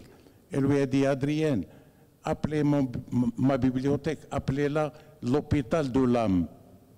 Là où il y a la lecture, c'est un hôpital de l'âme. Là, je m'arrête et je reviens à l'histoire du Maroc. Notre empire marocain, le Maroc n'était pas un royaume, c'était un empire. Je reviens à l'empire marocain. Je reviens à l'empire marocain. Au temps des Almohades, figurez-vous, au temps des Almohades et en Andalousie, sous le règne de Abou Yaqoub Youssef. Sa capitale était Murcia. Oui. Il a appelé, je vais finir, il a appelé son premier ministre, Beno Tofel. Il lui a dit, allez me faire venir Beno Rushd. Quand Beno Rushd est venu voir le calife Al-Mohad, il lui a dit, vous allez partir au Maroc à Fès et vous allez enseigner à l'université Qarawiyyin. Il lui a dit, maître, qu'est-ce que je vais enseigner? Il lui a dit la logique. Je ne doute pas de l'étendue de votre culture, sauf qu'il faut absolument qu'on passe la parole. Est-ce que vous pouvez juste poser une question parce que M. Taha doit répondre à d'autres questions. Mais sincèrement, je suis très intéressée par ce que vous dites et j'apprécie énormément. Je vous ça y est, j'ai fini. Demande juste une question. J'ai fini. Figurez-vous ne le prenez pas mal. Figurez-vous que Ibn Rushd va rentrer au Maroc à Fès pour enseigner la logique qui appartient à Aristote. Et Aristote, c'était l'éducateur d'Alexandre le Grand, sous le roi Philippe II de Macédoine, contemporain de Démosthène. C'est bon, merci. Merci beaucoup, merci beaucoup. Et je m'excuse, hein, mademoiselle. Non, c'est moi qui m'excuse. Je m'excuse à M. Taha et je réitère mes remerciements à M. Taha. Je vous assure que je bois vos paroles et je suis sûre que c'est un plaisir de discuter avec vous et j'aimerais bien vous recevoir un de ces jours. Mais on va continuer quand même pour les questions pour finir très rapidement. Avec grand plaisir, avec grand plaisir. Merci. Merci de nous avoir voyagé en Andalousie, donc à 13 km de loin. Ma question, vous avez évoqué un courant de 2 siècles. Est-ce qu'au cours de votre quête, vous avez rencontré ou côtoyé des enfants descendants des musulmans arabes d'Andalousie? Il y en a partout. Sans oublier que quand même, du temps de Philippe II en 1610, il y a eu un décret qui a quand même mis à la porte 300 000 personnes. L'histoire ne proteste pas beaucoup sur cet épisode de l'humanité. Et pourtant, c'est vrai, c'est 300 000 personnes qui ont été dépossédées de leurs biens et qui ont été jetées à la mer. Certains d'entre eux sont arrivés ici, d'autres ont péri. Mais il en est resté quand même ceux qui ont masqué un peu leur religion, qui se sont convertis, il y a un peu de tout. J'en parle aussi un peu dans le livre, donc on ne va pas tout dévoiler. Et tu parles aussi un parallèle. Tu fais un parallèle très important avec le conflit israélo-palestinien.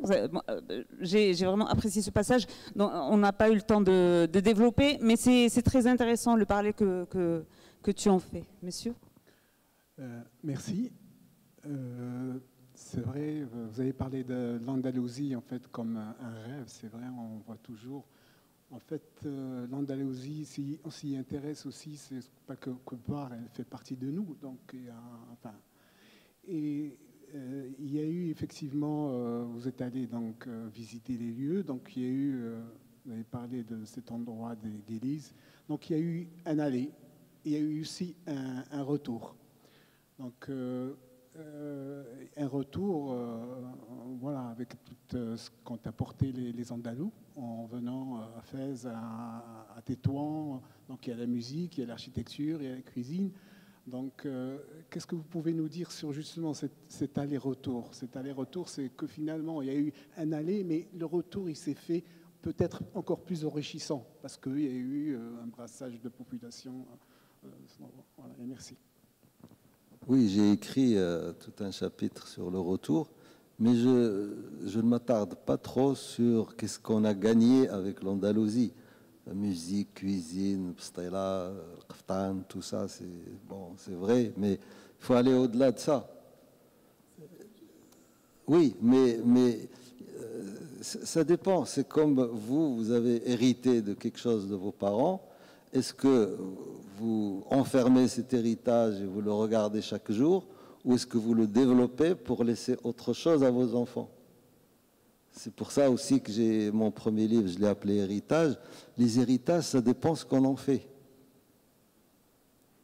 Vous allez, j'ai eu la chance de visiter dans le Nevada aux États-Unis, quelque chose qui ressemble beaucoup aux Agadir qu'on a dans le Souss, qui est l'œuvre des Indiens, des indigènes, la vraie population de ce...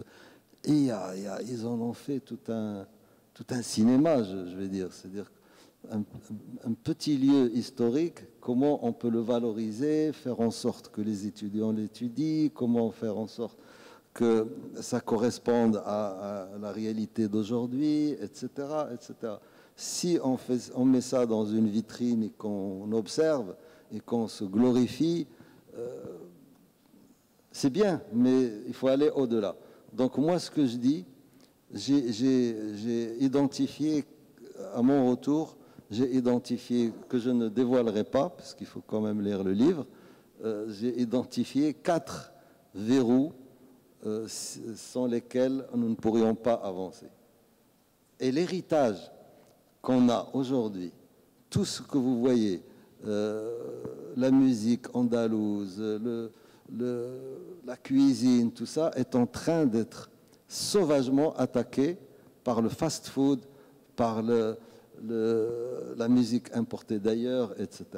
Donc il faut se méfier, il faut travailler sur cet héritage. Dernièrement, il y a un article qui est paru sur le journal Le Monde sur que font les Coréens dans leur soft power en matière de culture. Je pense qu'il faut s'inspirer de ces gens-là. Ils partent de quelque chose qu'ils ont pour construire des choses qui vont être déployées ailleurs.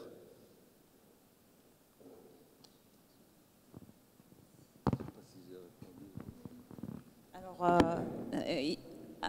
est-ce qu'il n'y a pas une dame qui voudrait prendre la parole quand même? Souria Hadraoui et juste après M. Koumiha. Alors, Souria, pardon. S'il vous plaît. ما عنديش سؤال ولكن عندي غير واحد الملاحظه. انا فرحانه بالوجود ديالي في هذا اللقاء الممتع والمفيد اللي كيطرح المشاكل الحقيقيه اللي خصها تطرح حاليا في المغرب، هي ديال اش غنديروا. بما انني كنشتغل على ليغيتاج ميوزيكال ماروكان، تيهمني بزاف هذا الموضوع ديال لا لي روتور اونتر الاندلسي اي لو ماروك. والمشكل ديالنا كما قال الصديق طه بالفريج اننا تنعيشوا على المخده ديال الفردوس. هذيك الفردوس كعجبانه وشاخرين عليها، زعما هذا هو المشكل الحقيقي. ولكن واللي المهم ان الفردوس ماشي هو شي حاجه في الماضي. فانا كنشوف بان مثلا طه خالق الفردوس ديالو اللي هو كونيكت انستيتوت، وتنظن بان كل واحد فينا خصو يقلب على الفردوس ديالو، حيت الفردوس ما كايناش في الماضي، كاينه في المستقبل. حيت الماضي غير واحد لو سوكل، واحد لو سوكل اللي كنقدروا نتكاو عليه، حيت كيعطينا باش كما نقول بالدارجه كيقعدنا يعني بوغ نو سوتونير، باش يعطينا واحد الشخصيه، واحد الدعم داخلي. ولكن من هذا السوكل خصنا نشوف، ما خصناش ماشي كنشوفوه كشي حاجه ميته، راه شي حاجه حيه. الا شفناه بالعين ديال الحياه، راه حنا غنعطيوه الحياه وغنديروا منه شي حاجه. اذا غنخلقوا الفردوس، وتنظن بان كل واحد فينا ممكن ليه يخلق الفردوس ديالو.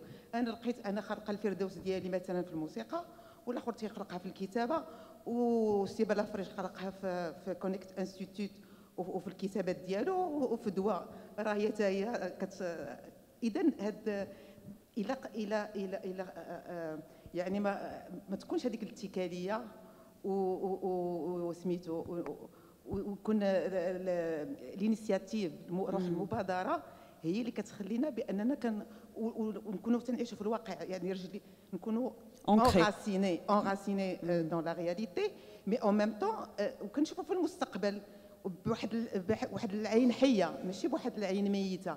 ما نبقاو نحلموا، ما يمكن الحلم ما تيدينا لوالو. كما قال السي بلافريج، الحلم زوين، الحلم نبقاو نحلموا راه هي زوينه، ولكن il faut de l'action. qu'est-ce qu'on peut faire de tout ce qu'on a. Oui, et donc exactement. c'est ça. انا سي كل واحد يخلق الفردوس ديالو، وجماعه غنقدروا نلقاو واحد الفردوس اللي هو جماعي اللي غنعيشوا فيه ensemble grâce à la connexion كما قال السي طه. Merci beaucoup, Tulia. Est-ce que tu peux rendre Brigitte تعلق? Monsieur. Alors, le jeune homme avait le micro. Oui. Bonsoir à tous. Je vous remercie. Je remercie Monsieur Taha pour cet ouvrage, ainsi les gens qui sont passionnés ici. Je serai très bref. Je suis curieux de savoir à propos de vos convictions avant et après cet ouvrage.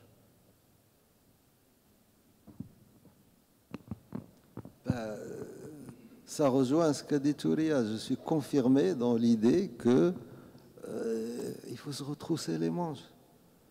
Moi, ça me tue quand je vois cette insouciance. Franchement, je suis proche de la fin. Hein. Je ne vais pas commencer une nouvelle vie. Mais je vois de l'insouciance partout. Si on continue, on va être dévoré avec tout ce qui se prépare. C'est pas rien ce qui se prépare. C'est des milliards de dollars qui sont investis dans la manipulation de l'être humain. On appelle ça intelligence, mais en fait, c'est de la manipulation de l'être humain qui va arriver. Et les technologies, c'est comme les banques. Les technologies ne marchent qu'avec ceux qui ont des choses. C'est comme la banque. La banque, elle ne marche qu'avec celui qui a de l'argent. Celui qui n'a pas d'argent, il ne va pas aller dans la banque. Il n'a rien. Les nouvelles technologies, et contrairement à ceux qui prétendent qu'il faut faire la course pour rattraper ceux qui sont devant, moi je dis qu'il faut revenir aux fondamentaux. بحال شي واحد ما لابس في رجليه وباغي يجري وكيتبع داك اللي سابق لقدام دير بعدا السبرديله غطي بعدا رجليك pour que tu puisses aller loin. Nu-pied, tu n'iras pas, tu ne le rateras pas avec la plus grande des volontés. Ou sbrdila dans la vie qui nous occupe, c'est les fondamentaux. Moi, je lance une idée. Pourquoi est-ce qu'on ne lancerait pas une opération, un cartable ou un sac ou je ne sais quoi, avec une vingtaine de livres bien choisis, évidemment, des commissions qui font des commissions avec des experts, on n'en sortira rien du tout. Comme a dit Clémenceau, la meilleure façon d'enterrer le problème, c'est de créer une commission. Un sac de livres, d'une vingtaine de livres, فيهم أمهات الكتب, فيهم Don Quichotte, peut-être simplifié, peut-être allégé, فيهم du Dostoïevski, فيهم du Najib Mahfoud, فيهم un peu d'Abou al-Ala al-Ma'arri, un peu de Taha Hussein, un mix, et on les distribue à tout le monde. غير يخليهم في الدار, غير يحطهم. Un jour, quelqu'un va l'ouvrir. Voilà. ماشي المكتبات اللي خصنا. الديور يوليو مكتبات. Une idée. Deuxième idée. Pourquoi les propriétaires de café qui passent les matchs de foot les mercredis à 20h, avant mercredi à 20h, avant le match, mardi à 18h, on projette un livre qui tourne. يشوفوا ولا ما يشوفوش. Enfin, on projette un livre, un PDF qui tourne sur l'écran. Un jour, quelqu'un va attraper le virus. Il va le dire à l'autre. Une rencontre littéraire, par exemple. Fais jouer le hasard. Le hasard est magnifique. Si tu le provoques, il va dans ton sens. Si tu l'oublies, il t'oublie. Moi, j'ai toujours fait comme ça. Je vais au-devant du hasard. Et Allah. On lance. Il y a plein de gens qui se sont éduqués parce qu'ils ont rencontré un livre dans un garage ou dans un parcours. Il y a beaucoup de romans qui sont écrits sur la base de cette idée d'ailleurs. La rencontre d'un livre ouvre la voie à plein de choses. Donc, mettons des livres dans les maisons. Avec chaque couche de l'hrira, mettons 3 livres. يدي معاه فرينه ولا عسل والزيت ويدي 3 د الكتب. انا je le fais. Dans ma voiture, j'ai toujours des livres.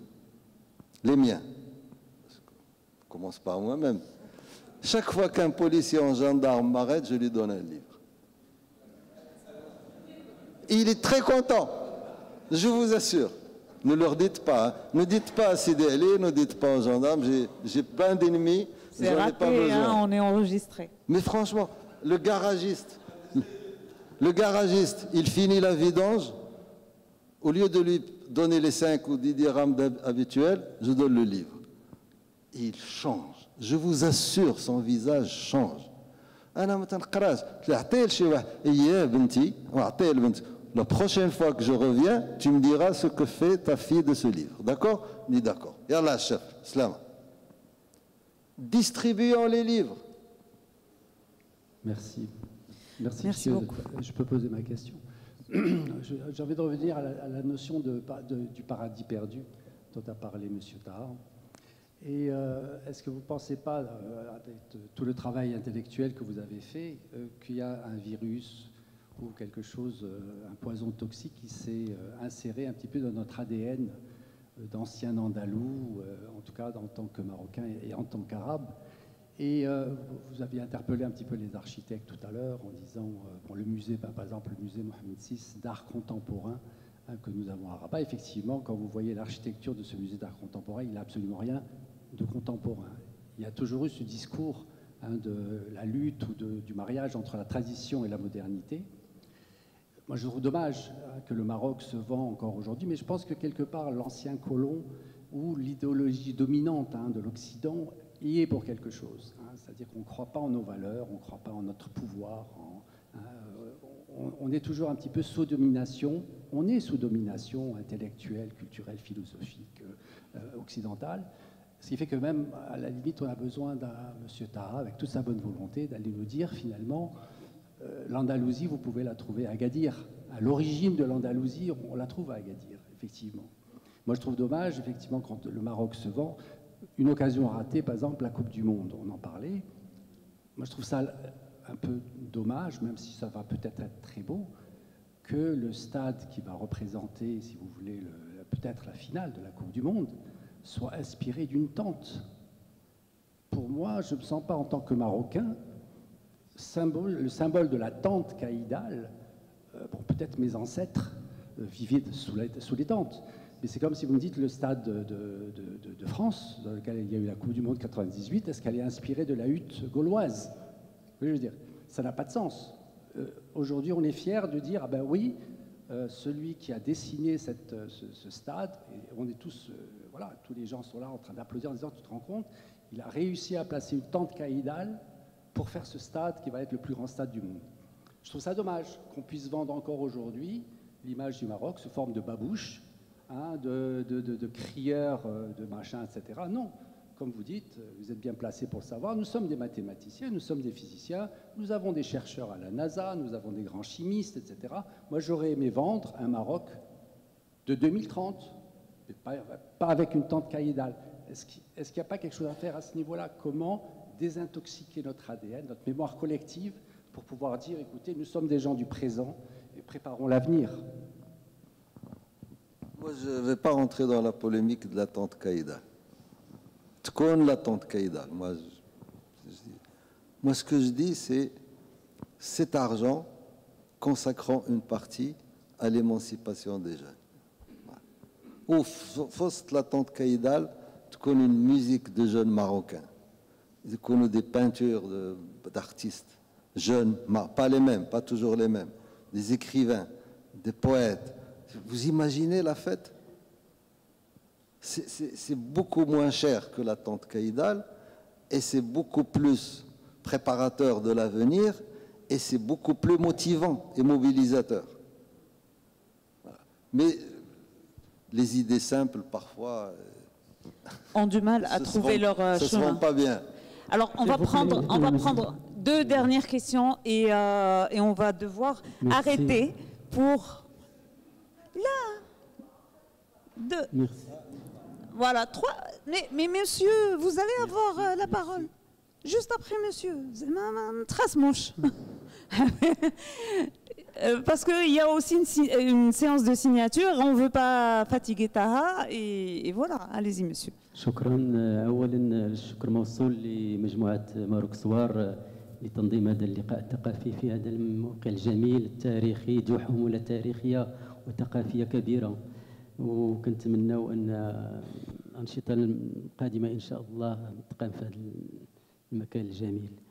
عندي بعض التساؤلات بالنسبه للاستاذ سي بلافريج.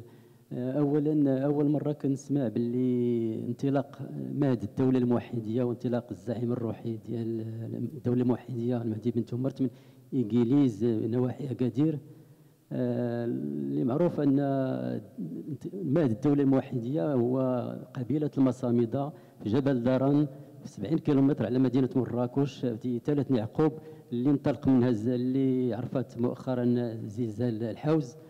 واش كاين شي دليل أركيولوجي ولا لأول مرة كان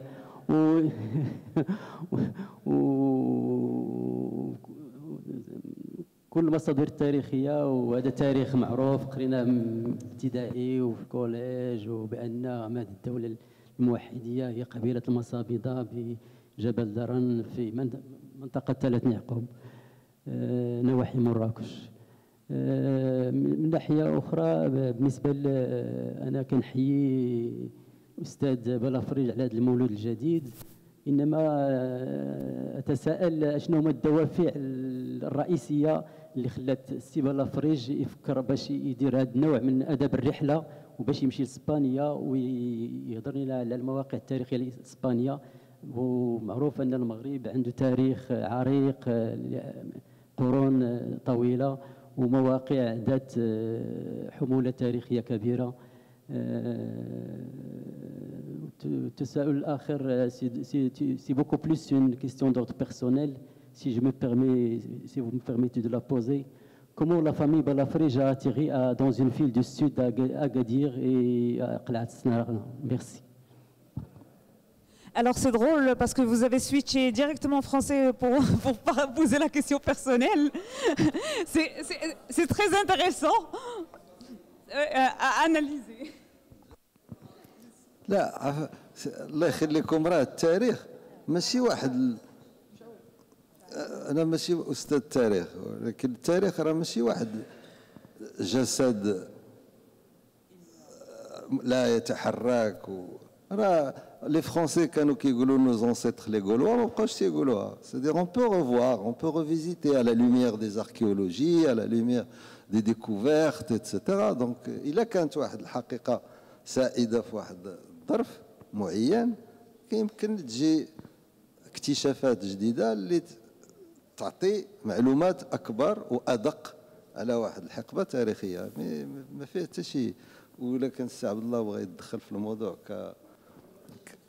ايه غنكمل. انا عندي السؤال الثاني ديال علاش ما مشيتيش ما درتيش في المغرب. كنقيل ندور في المغرب وكنكتب على المغرب، ولكن الانسان خصو كوميم خصك تقول اللغات الاجنبيه وخصك تعرف الدول الاجنبيه وتعرف الناس الاجانب. نهار هذوك المستعمر اللي كيتحدث عليهم السيد المهندس ملي جاو يستعمروا راه درسوا المغرب دقوه باللغه بالشلحه بالريفيه والكتب والمؤلفات والجرائد. راه ما يمكنلكش تسير بلاد ولا تحكم في بلاد ولا الا ما كتعرفهاش، الا ما قربتيش ليها، الا ما فهمتيهاش العقليات. خص الناس تحرك. مع الاسف الناس كاين دابا هذا الشيء ديال الفيزا تيعيق الشباب ديالنا باش يمشي حتى هو يطلل ويشوف ويكتشف ويجيب الفكره ديالو. هذا عاوتاني واحد الحلقه مفرغه.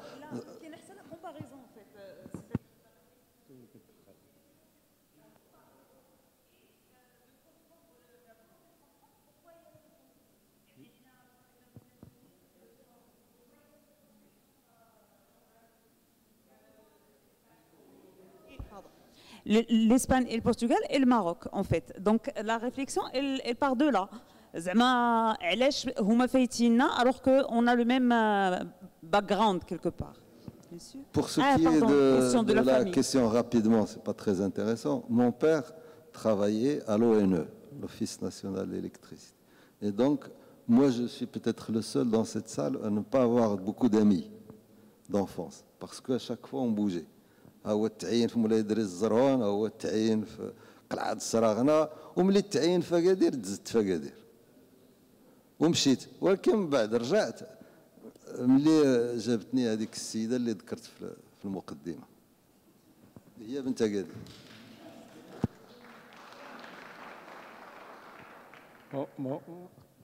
Bonsoir. De ce côté, bonsoir.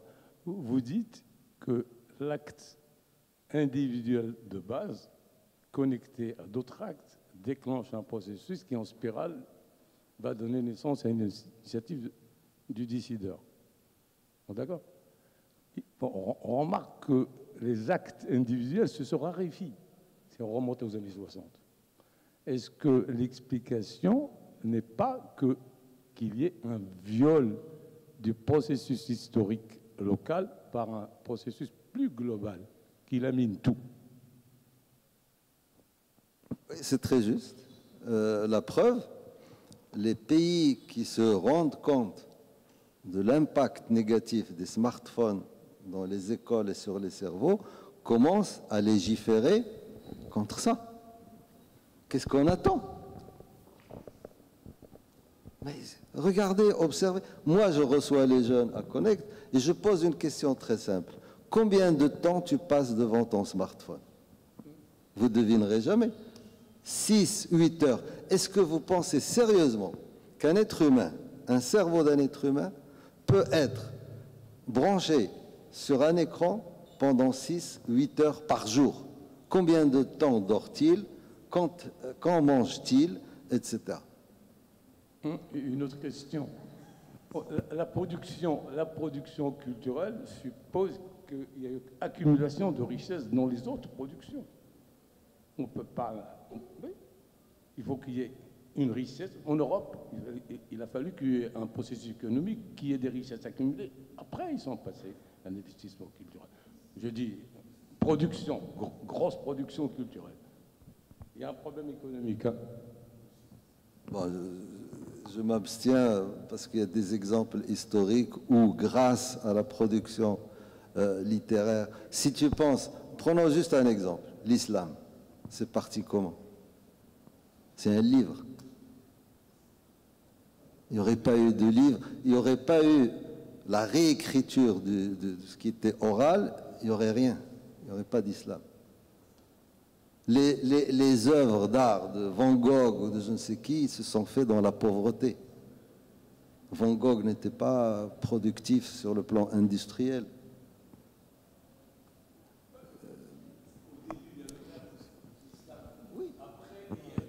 C'est pour ça que j'ai dit il va falloir continuer le débat plus tard. On prend une dernière question et puis je passe la parole à Ali qui va prendre les rênes.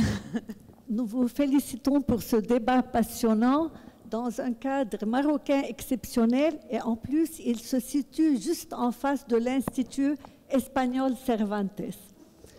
Aujourd'hui, on parle d'un méga projet, d'un tunnel sous-marin qui pourrait relier le Maroc à l'Espagne et les 13 kilomètres seront raccourcis.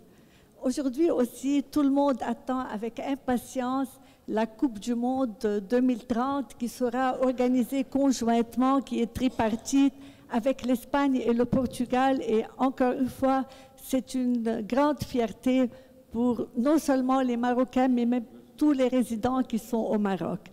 Je voudrais vous demander, Monsieur Taha Balafraj, comme diraient les anglo-saxons, un conseil, un maître mot, one piece of advice, pour cette grande Coupe du Monde et pour ce rapprochement de ces 13 kilomètres qui va avoir lieu avec cette grande organisation de la Coupe du Monde. Et avant de clôturer, je ne pourrais pas oublier Fedwa, on l'a connue. Aujourd'hui, elle est la modératrice, mais on l'a connue aussi dans le cadre de la présentation de ses grands livres et nous la suivons de très près avec tous nos vœux de succès. Merci.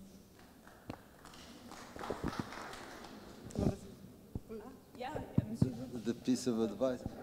Je l'ai dit, je le répète, essayons de consacrer un budget, parce que sans le budget, on ne fait rien, et mobilisons des bénévoles qui sont peut-être dans la diaspora, qui sont peut-être des gens de qualité, de haut niveau, pour encadrer des jeunes, 10, 15, 20 par site, et faisant en sorte que ce soit aussi la fête des jeunes et de la créativité.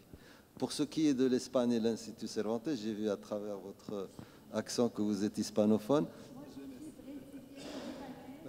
D'accord, mais le livre est déjà traduit en espagnol, il va être diffusé en Espagne. Alors oui, bonjour. J'ai une toute dernière question. Alors pour cette quête de soi ou de l'autre, pourquoi avoir choisi l'Andalousie comme origine, sachant qu'on pourrait remonter à beaucoup plus loin dans l'histoire en visitant d'autres pays peut-être plus arabes ou peut-être plus musulmans? J'ai fait ça, c'est ce que j'ai pu faire.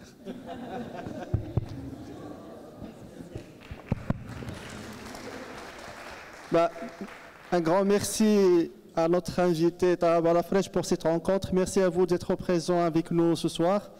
Ce lieu est vraiment magnifique et magique et ça sera pas la dernière fois, c'était la première et certainement il y aura d'autres.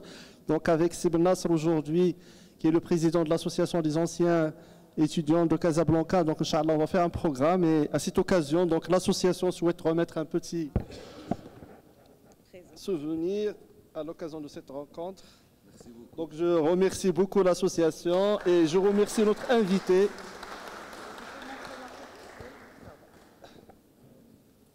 Voilà. Merci.